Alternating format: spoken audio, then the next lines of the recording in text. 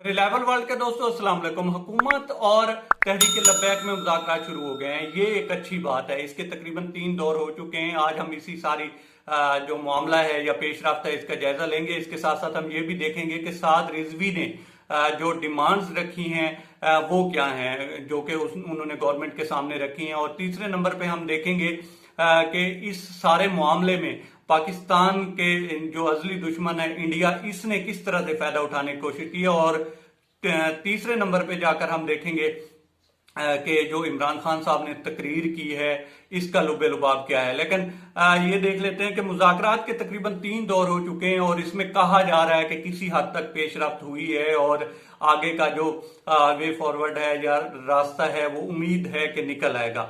देखें, दुनिया में कोई भी मामला हो, बड़ी बड़ी जंगें हुई हैं, दुनिया ने एक दूसरे के ऊपर बम बरसाए हैं, लेकिन एंड पे उनको टेबल पे ही बैठना पड़ा है और मसले का हल निकालना पड़ा है। अब आपके सामने है अमेरिका और तालिबान को देख लें, अफगानिस्तान का मसला देख लें। 20 साल जो है जंग चली और रिजल्ट क्या निकला, जब टेबल पे बैठ रहे हैं और अमेरिका को यहां से निकलना पड़ रहा है। अब ये दोनों साइडों पे हार्ड लाइनर थे, लेकिन इसमें देख लेते हैं कि दोनों साइडों पे जो थे काफी सारे लोग थे, जिसमें हुकूमत की तरफ से गवर्नर पंजाब थे चौधरी सरवर, ताहिर अशरफी थे, वजीर कानून राजा बिशारत थे।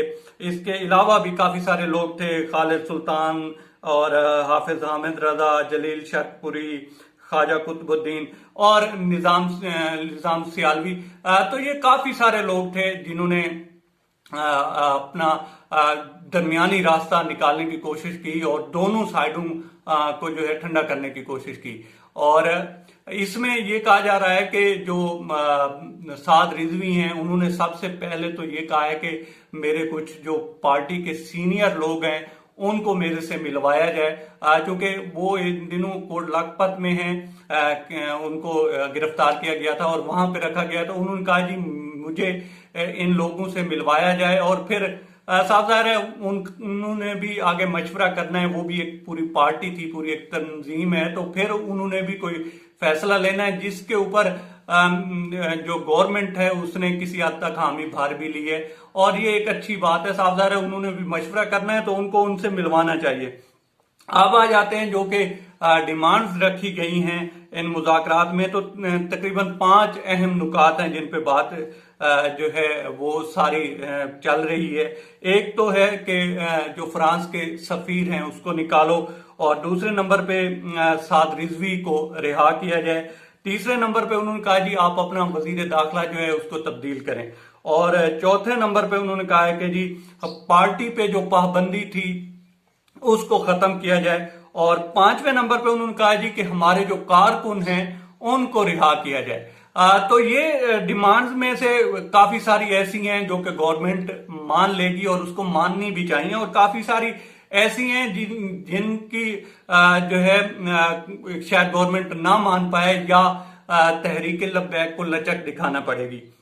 जो कुछ पीछे हुआ है, अब आप ये देखें दोस्तों कि जितने भी इसमें नुकसान हुआ है इसमें मुझे एक भी फ्रांस का बंदा नहीं नजर आया कि जो जख्मी हुआ हो, जो मरा हो, या किसी की डेड बॉडी नजर आई हो या उसका नुकसान हुआ हो। सारे का सारा जो शहीद हो रहे हैं वो भी मुसलमान हो रहे हैं, जो कर रहे हैं वो भी मुसलमान है। दोनों साइडों पे इश्क रसूल का दावा किया जाता है और यकीनन ये सारे लोग आशिक रसूल हैं, तभी तो इनके दिल में दर्द जागा है और ये हजरत मोहम्मद मुस्तफा सल्लम की नमूज के लिए बाहर निकले हैं। और कम से कम मेरे से तो ये सारे ही अच्छे मुसलमान हैं।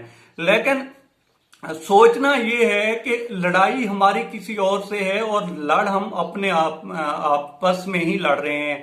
हमने जो मुंह है वो किसी और का बंद करवाना है, लेकिन हम एक दूसरे का मुंह बंद करवाने में लगे हुए हैं। ये चीज समझनी होगी। अब जिस तरह से इंडिया ने एंट्री डालने की कोशिश की, आपको याद ही होगा मेजर गौरव आर्य हैं इंडिया के, उन्होंने क्या कहा था? उन्होंने कहा था कि जी हमने सिर्फ पैसा ही चलाना है, दुबई से बैठकर शिया सुन्नी करवा देना है और देवबंदी सुन्नी करवा देना है। इसी तरह से जो बाकी मसलक हैं तो इनको आपस में लड़वाने के लिए हमें 2-2, 3-3 लाख देना पड़ेगा और हमारे लिए मामला आसान हो जाएगा। और एग्जैक्टली उसी तरह से ही वो कोशिश कर रहे हैं। अब उसमें वो कामयाब हूं या ना हूं वो एक अलग बात है। और मैं ये भी नहीं कह रहा कि उनकी वजह से ये एहतजाज हो रहा है। ये एहतजाज तो प्यारे आका के लिए ही हो रहा है, कि उनकी नमूस के लिए हो रहा है, लेकिन उसमें कुछ मासूम लोग जिनको पता ही नहीं होता वो इस मामले में इस्तेमाल हो जाते हैं। अब मुझे पता ही नहीं है, लेकिन मैं एक मामले के लिए खड़ा हुआ हूं, लेकिन मुझे नहीं है पता कि बैक साइड पे मुझे जो गुस्सा दिलवा रहा है उसका जो पीछे मास्टरमाइंड है वो कौन है। तो ये चीजें हमें समझनी है और एक दूसरे से नहीं झगड़ना। अब जो इमरान खान साहब ने तकरीर की तो उन्होंने भी यही कहा। अब मैं इमरान खान का कोई बहुत बड़ा सपोर्टर भी नहीं हूं और उसकी गवर्नमेंट का मैं पहले भी इसी चैनल पे बैठकर क्रिटिसाइज भी करता रहता हूं, लेकिन उन्होंने भी यही कोशिश की है। अब बात तो यही है कि मंजिल दोनों की एक है, दोनों साइडों की, वो गवर्नमेंट हो, वो बल्कि तीनों साइडें, वो अवाम हो या इस तरह से तहरीक लब्बैक हो या उनसे जो सपोर्ट करने वाले लोग हैं, कि हमने जो है प्यारे आका और अपने जो मजहब है उसका दिफा करना है। लेकिन जो ये सारा मामला चल रहा है इसमें हमें एक दूसरे से नहीं झगड़ना, हमें एक दूसरे की रेस्पेक्ट करते हुए आगे बढ़ना है और जो मामलात हैं उनको हल करना है, ना कि हम एक दूसरे से दस्तों गिरेबां हो जाएं। इस तरह से लोग जो हैं वो शहीद हो रहे हैं, शहीद करने वाले मुसलमान, शहीद होने वाले मुसलमान। तो इसमें फ्रांस का क्या जा रहा है, उनका क्या नुकसान हो रहा है? कोई नुकसान नहीं हो रहा। हम एक दूसरे से ही झगड़ रहे हैं, दस्तों गिरेबां हो रहे हैं। तो हमें इस चीज को देखना है और आगे टेबल पे बैठकर मुसलमानों की जो सफ़े हैं उनको यकजा करना है, ना कि एक दूसरे में इंतशार फैलाकर। तो इस तरह से तो हम कुछ भी नहीं करने वाले, अपना गोल ही अचीव नहीं कर पाएंगे हम। तो देखते हैं आगे क्या होता है। ये थोड़ी बहुत अपडेट थी दोस्तों, अब तक इतना ही। दुआओं में याद रखिएगा। और हाँ, अगर आपको हमारे चैनल का कंटेंट पसंद आता हो तो हमारे चैनल को सब्सक्राइब करें और बेल बटन प्रेस करें।